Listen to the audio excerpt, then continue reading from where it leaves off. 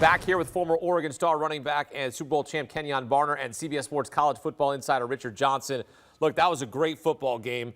Kenjon, when you look at what you saw from John Mateer, 3 total touchdowns, what stands out to you?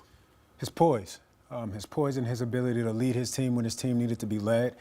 He's an energy guy. We were kind of talking about it. He gives you that Baker Mayfield vibe with his energy, his demeanor, his attitude, and that is something that these Oklahoma fans thrive off of. So shout out to him going out there in an intense game against the Michigan Wolverines and getting the job done.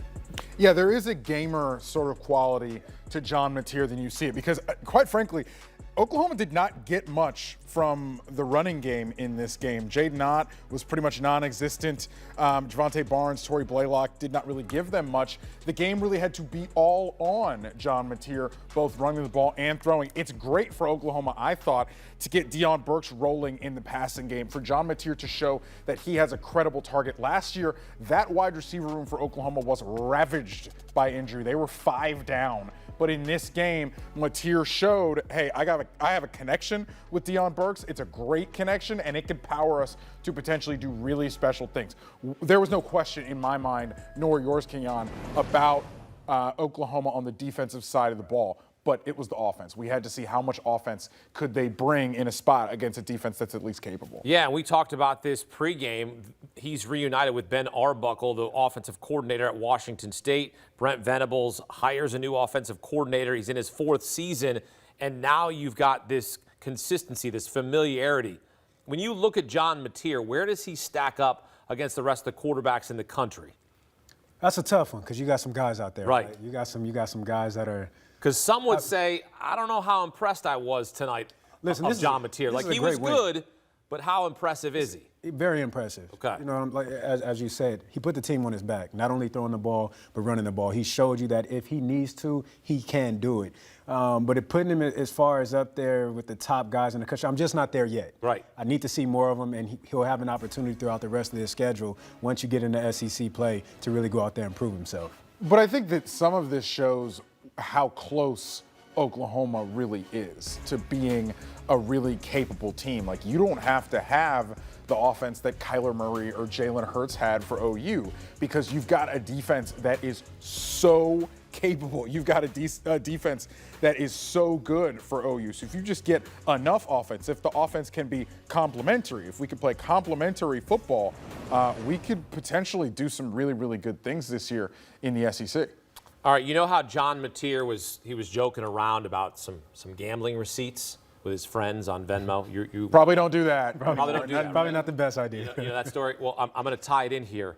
He now has the 2nd shortest odds to win the Heisman behind Garrett Nussmeier. Carson Beck, John Mateer at 10-1.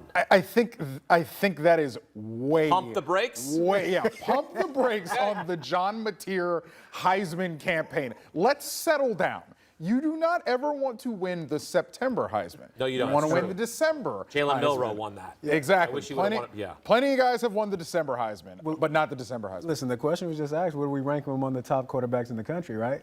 He came out, he performed, so, you know, why not make a story out of it? All right. Well, he's going to have some opportunities, right? Yeah. They're going to play Red River here in a few weeks, and you're going to have a very unique matchup between a guy who comes in with all the hype around him in the world and then John Mateer, who is on his 2nd program here from Washington State as a transfer. So it's going to be interesting how he stacks up against a player like that. He's going to get Garrett Nussmeier at the end of the year when LSU plays Oklahoma in November. So there are going to be some chances for Mateer to step up and show the quarterback that he is.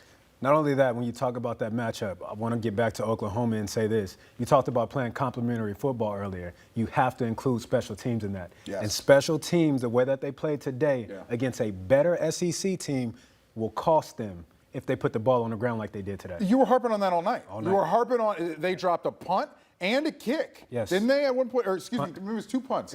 Muffed the punt, dropped the kick, Yep. and then you had the running into the punter penalty. Yeah. And then you had a surefire touchdown catch in the end zone. The kid dropped. Yeah. You got to make these plays. You got to make these plays.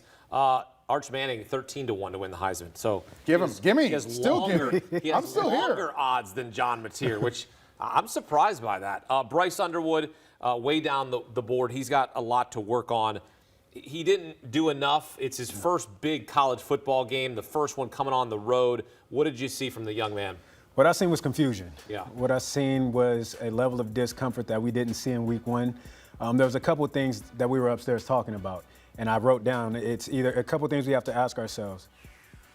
Are the coaches not confident in Underwood to open the playbook up and let him throw the ball downfield? Or is there a lack of talent at the receiver position on the Michigan Wolverines roster? So those are two questions that have to be handled and have to be discussed within the coaching staff. But, he went out there and gave his best effort. But this defense was absolutely ferocious. It was an absolute nightmare out there. And whether it was Underwood or somebody else, it would have been a long night. Yeah, at the end of the day, there are going to be more quarterbacks this year that Brent Venables and the Oklahoma defense are going to absolutely bamboozle. I mean, there could be guys that are going to play on Sundays next year that I think Brent Venables is going to be able to get the better of as a defensive coordinator. You saw pressure. The pressure looks. There was that one third down. We were sitting up in the green room talking about it's 3rd and 6. Yes. And Oklahoma comes out in a cover 0 look. That means 0 safeties. That means our corners are singled up against your wide receivers. We are bringing the house up front because we don't think you can beat us with your arm.